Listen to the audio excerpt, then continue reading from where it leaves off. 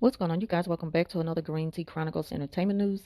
So it seems like the other day when NBA Youngboy met with Snoop Dogg that maybe he did give him some pointers on the music industry.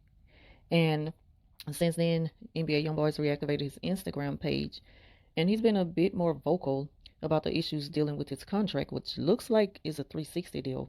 Because yesterday he posted on Instagram a story saying I offered them 3 free albums to keep my masters, and they said no. And I've heard so many stories from artists who signed deals, not really knowing what they were getting themselves into. And well, it just kind of really opened my eyes about the music industry and the contracts within. Like, for instance, the TLC documentary. Even though I had already heard their story in an interview before they put that movie out about how they went broke, not fully understanding the terms of contract, it's still something like a lesson that a lot of artists continue to like have to learn the hard way. Because when going into a contract, they usually are blind by the fame, the money and everything that comes along with it. And, just all the riches, the nice homes, the nice cars, all that kind of stuff, the video shoots, just everything. Wardrobe, jewelry, everything. Just all the clout that comes behind fame.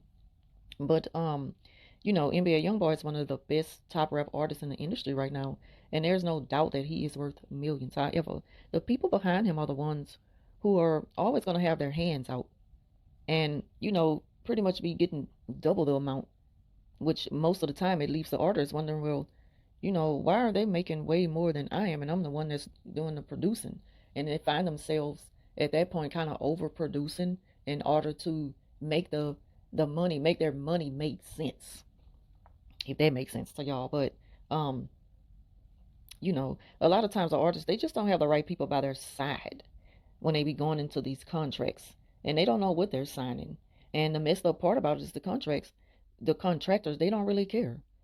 You know, they don't really care anything about any of that. And of course, there's so much of grime that comes along with this music industry, and they pretty much just like to tell you what you want to hear and give you the millions in advance and not tell you the full scenario from the business aspect of it all.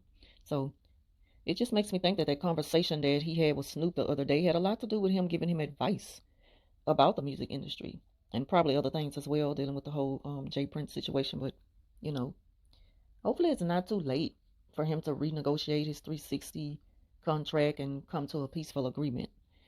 Um, a lot of times, young artists, they don't have the good support systems and legal advice behind them before they sign these contracts. But at the end of the day, it's all a learning experience, and you live and you learn, and that's just about it. And I just hope that everything works out for him, be a young boy going forward, and whatever he chooses to do with his life and career. So leave your thoughts down below on this topic. Thank y'all for watching, and I will talk to you soon.